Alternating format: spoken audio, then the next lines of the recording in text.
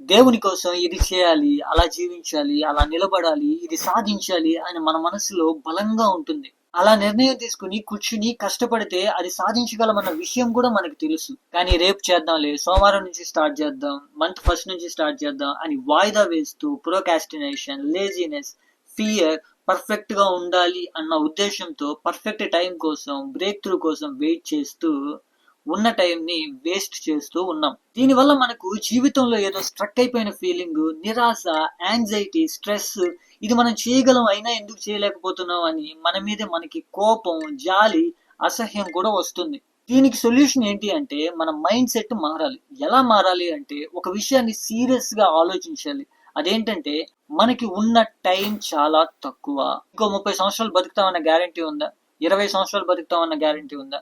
వచ్చే సంవత్సరం బతుకుతామన్న గ్యారంటీ ఉందా? రేపు బతుకుతామన్న గ్యారంటీ మనకుందా? ఎప్పుడు చనిపోతామో మనకు తెలియదు. మన ముందే ఎంతో మంది చనిపోయారు. మనకంటే చిన్నవారు కూడా చనిపోయి ఉన్నారు.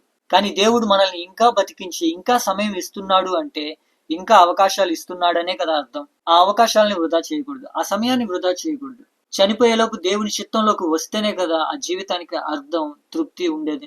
కాబట్టి ఉన్న సమయంలో దేవుని చిత్తానుసారంగా పనులు ప్రారంభించాలి. యేసు ప్రభువే స్వయంగా చెప్పాడు, ఆత్మ సిద్ధమే గాని శరీరమే బలహీనం అని. అంటే దేవుని కోసం మనం ఏం చేయాలి, ఎలా ఉండాలి అనే ఇంటెన్షన్స్ ఏదైతే ఉన్నాయో అది దేవునికి తెలుసు. అలాగే మనం ఎందుకు చేయలేకపోతున్నాం, మన లేజినెస్, మన ప్రోకాస్టినేషన్, మన ఫియర్, ఈ వీక్నెసెస్ కూడా ఆయనకి తెలుసు. ఆయన మనల్ని బాగా అర్థం చేసుకోగలడు. కాబట్టి మనం ఆయనతో ఉన్నది ఉన్నట్టుగా మాట్లాడి ప్రార్థన చేసి ఆయన కృప మీద ఆధారపడి ఒక అడుగు ముందుకేస్తే ఆయనే సహాయం చేస్తాడు.